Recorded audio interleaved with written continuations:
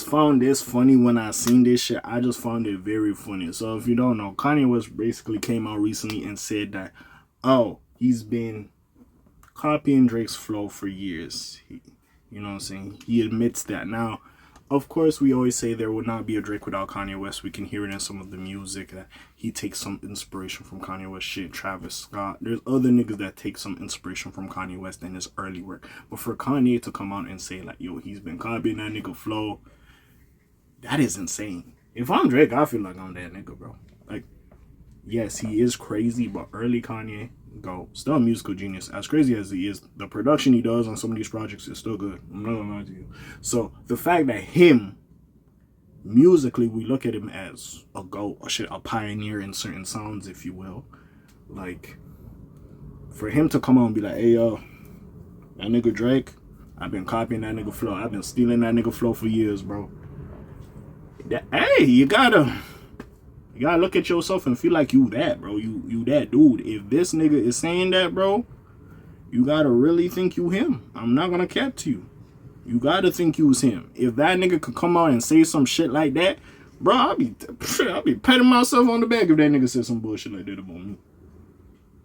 But anyways, Kanye also suggests that Drake was originally supposed to feature on his albums Donda and Donda 2. So let's talk about it. So Kanye West admitted that he copied Drake's flow a number of times over the years while speaking with the rappers affiliate Top 5.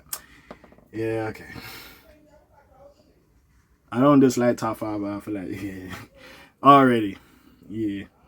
Discussing their relationship during a recent live stream, West didn't name any specific instances of him stealing from Drake. The thing about Drake's music is he ain't got shit where he copies what I do, West said, as caught by Hip Hop DX. I'll have copied a Drake flow a lot of times. I got shit that once Drake took over the algorithm was copies of Drake. The two have worked together on a number of times over the years, including on the songs Glow and Forever. Among many others, despite their collaborative relationship, they also have feuded on and off. Their rivalry reached a peak in 2021 as their albums, Donda and Certified Lover Boy, went head-to-head on the charts. I think Kanye dropped on the Saturday and Drake dropped Friday. I forgot exactly what happened with that shit. But again, at that time, bro, I did like Donda more than Certified Lover Boy. If we just looking at both of them as a body of work, I think I fuck with Donda more than Certified Lover Boy. That's just me. West has been speaking on Drake a number of times in recent months, although they're back on good terms.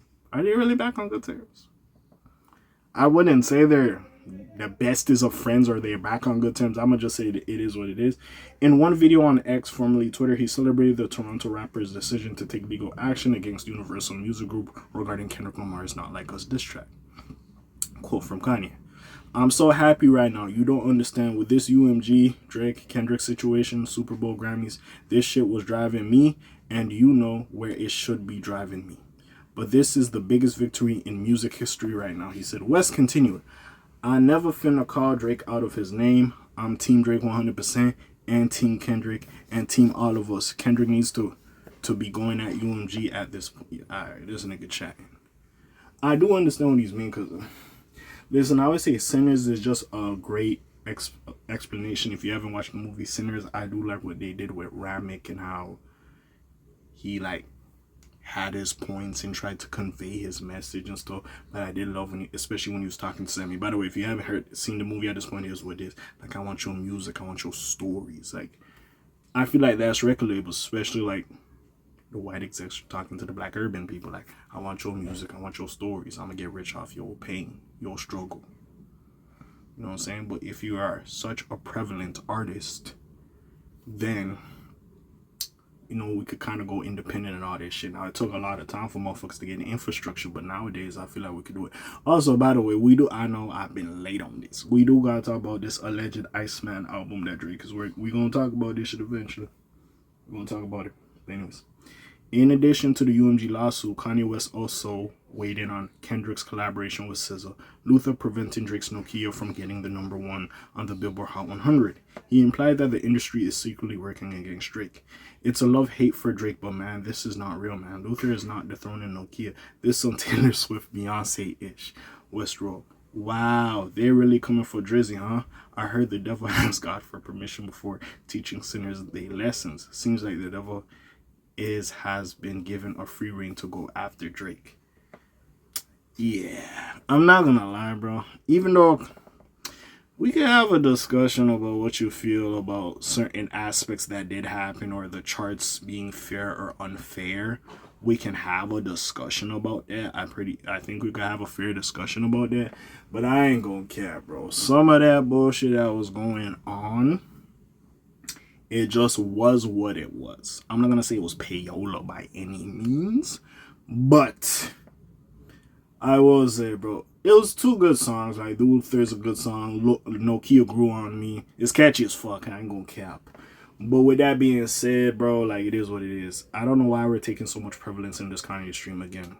Drake has been giving us hits for decades. Yes, he lost the battle to Kendrick, but the nigga could still make a hit.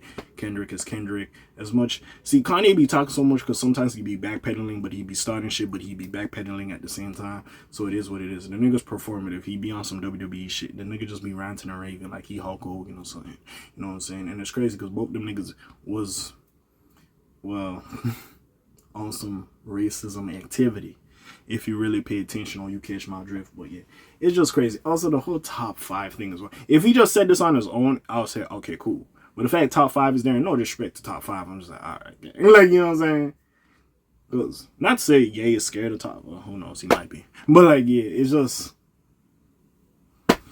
he's kind of glazing a little bit because you have a Drake affiliate over there, so he's glazing. If he just said this on his own merit, I would hold more validity to what he was saying. Besides the Nokia tweet, I remember him tweeting that bullshit. But like, yeah, but some of the other shit, I was like, yeah, if top 5 wasn't there at the moment he was saying that, I'd be like, okay. Now, yes, has he probably copied a Drake flow or two? Yeah, probably. A lot of niggas have, especially if you're trying to catch a hit.